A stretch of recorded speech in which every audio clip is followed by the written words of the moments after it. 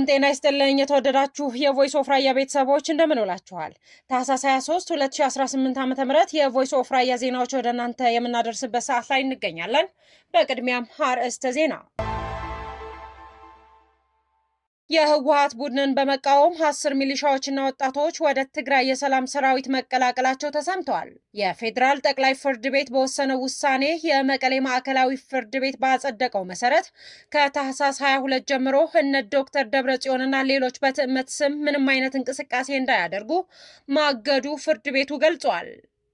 በቅርቡ ጀነራል ክንፈ ዳኘው ስለ ትግራይ ከኢትዮጵያ መገንጠል ያነሱት ሀሳብ አእምሮ ያለው ሰው እንዲህ አያስብም ሲሉ አባዱላ ገመዳ ምላሽ መስጠታቸው እያነጋገረ ይገኛል።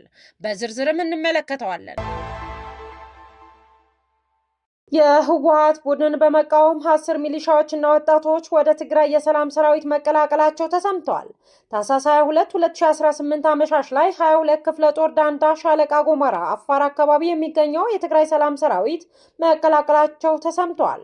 ከነዚህም መካከል ኢብራሂም አህማዶ፣ አራርሶ አብዶ፣ መሐመድ ሐጂና ሌሎች በጊዜው የህወሓት ቡድንን በመቃወም የትግራይ ሰላም ሰራዊት መቀላቀላቸው ታጣቂዎች ከጊዜ ወደ ጊዜ እየጨመረ መጥቷል በመባሉ እያነጋገረ ይገኛል።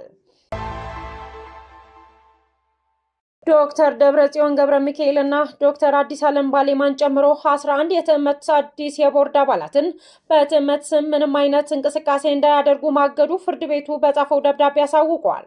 የፌዴራል ጠቅላይ ፍርድ ቤት በወሰነው ውሳኔና የመቀለ ማዕከላዊ ፍርድ ቤት ባጸደቀው መሰረት ከታህሳስ 13 ጀምሮ በህገ ወጥ ጉባኤ ትዕመት ባገኘው ኃላፊነት መሰረት በትዕመት ስም የሆነ ይሁን እንቅስቃሴ እንዳታደርጉ መታገዳቸው የሚገልጽ ታህሳስ 22 2018 ዓ.ም ለሁሉም ግለሰቦች በጻፈው ደብዳቤ አሳወቀ። በቅርቡ ጀነራል ክንፈ ዳኘው ስለ ትግራይ ከኢትዮጵያ መገንጠል ያነሱት ሀሳብ አእምሮ ያለው ሰው እንዲያያስብም ሲሉ አባዱላ ገመዳ ምላሽ ሰጡ። የቀድሞ የኦህዴድ ቁልፍ ሰውና አመራር አቶ አባዱላ ገመዳ ስለ ኦሮሞና ትግራይ መገንጠል አነጋጋሪ አስተያየት ሰጥተዋል። ኦሮሞ ኢትዮጵያዊ ነው በሚለው አመለካከታቸው የሚታወቁት አባዱላ በቅርቡ ጀነራል ክንፈ ዳኘው ስለ ትግራይ ከኢትዮጵያ መገንጠል ያነሱትን ሀሳብ ኮንነዋል። አሁን ላይ መንግስት በኃይል ለመጣል ወቅቱ አይፈቅድም ሲሉም ለፋኖ ህወሓትና ኦነግ ሸኔ መልእክት አስተላልፈዋል። የቀድሞ የምክር ቤት አፈ ጉባኤና የኦህዴድ መስራች አቶ አባዱላ ገመዳ በትናንትናው ዕለት በብሔራዊ ቴሌቪዥን ጣቢያ የተሰራጨ ሰፊ ቃለ ምልልስ አድርገዋል። በዚህ ቃለ ምልልስ በወቅታዊ ጉዳዮች፣ በባህር በር አጀንዳና በኢትዮጵያ ነባራዊ ሁኔታ ላይ ያተኮሩ ሰፊ ሀሳቦችን አንስተዋል።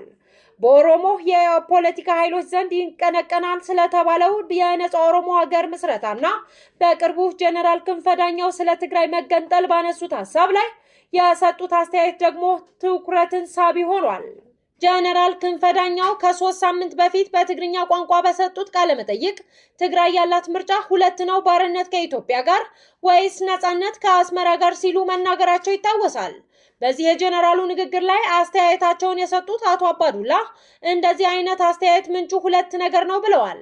የመጀመሪያው ከውጭ ኃይሎች የሚሰጥ ተልዕኮ ነው ሲሉ ገልጸው ኢትዮጵያ እየተተራመሰች እንድትኖርና በብሔር ግጭት ውስጥ እንድትቆይ የሚፈልጉ እንደ ግብጽ ያሉ ሀገራት አሉ ብለዋል።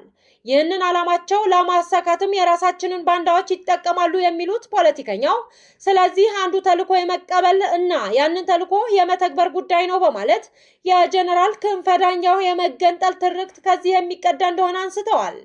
አእምሮ ያለው ሰው ቤቱ አያቃጥልም። ቤትስ ውስጥ ካሉ ወንድሞች ጋር ብትጠላ ጥልህን በሽምግልና ወይም በሌላ መንገድ ትፈታለህ እንጂ በፍጹም ቤትህን አቃጥለህ ፀሐይና ዝናብ እንዲፈራረቅብህ አትፈቅድም። አእምሮ ያለው ሰው ይህንን አያደርግም በማለት የጀነራሉን የመገንጠል ሀሳብ አምርረው ተቃውመዋል።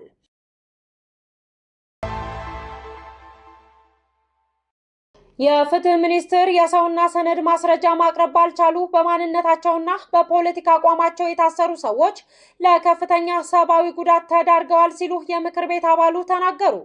ሚኒስቴር መስሪያ ቤቱ በበኩሉ በማንነት ሆነ በፖለቲካ አቋሙ የሚታሰር ሆነ የታሰረ ሰው እንደሌለ ተናግሮ ግን አንድ ሰው የፖለቲካ ግቡን ለማሳካት በህገ ወጥ መንገድ የሚንቀሳቀስ ፖለቲከኛም የመንግስት ሰራተኛም ሆነ የመንግስት ኃላፊ ላይ የህግ ተጠያቂነትን አረጋግጣለሁ ብለዋል።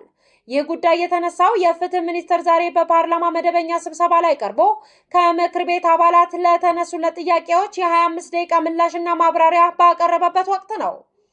የምክር ቤት አባሉ ዶክተር አበባው ደሳለው የፍትህ ሚኒስትር ዋነኛ ስራው ክስ በመመስረት ክሱን ሂደት በመከታተል አፋጣኝ ፍትህ ለዜጎች ማድረስ መሆኑን አስታውሰው በማንነታቸውና በፖለቲካ አመለካከታቸው ብቻ ከ2 ዓመት ከ6 ወር በላይ የታሰሩ የአማራ ፖለቲከኞች፣ ጋዜጠኞች፣ አንቂዎችና የሃይማኖት አባቶች እናንተ የሚጠበቅባችሁን የሰነድና የሰው ማስረጃና ምስክር ማቅረብ ባለመቻላችሁ ለከፍተኛ ሰብአዊ ጉዳት ተዳርገዋል ሲሉ ተናግረዋል።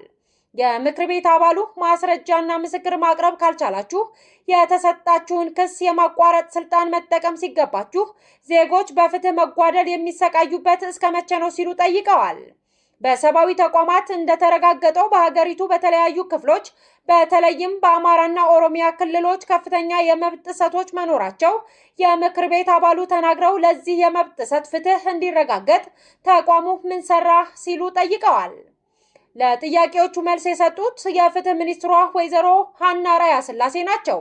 ሚኒስትሯ በማንነት አሊያም በፖለቲካ አቋሙ ብቻ የከሰስነውም ሆነ ፍርድ ቤት ያቆምነው ሰው የለም ሲሉ ተናግረዋል። ግን አንድ ሰው የፖለቲካ ግቡን ለማሳካት በህገወጥ መንገድ የሚንቀሳቀስ ከሆነ ፖለቲከኛም የመንግስት ሰራተኛም ሆነ የመንግስት ኃላፊ የህግ ተጠያቂነት እናረጋግጣለን ሲሉ መልሰዋል። የተከበራችሁ የቮይስ ኦፍ ራያ ቤተሰቦች የዚህን ሰዓት የዜና ጥንቅራችን ይሄንን ይመስል ነበር። ስለተከታተላችሁን እጅግ አድርገን እናመሰግናለን። ሰላም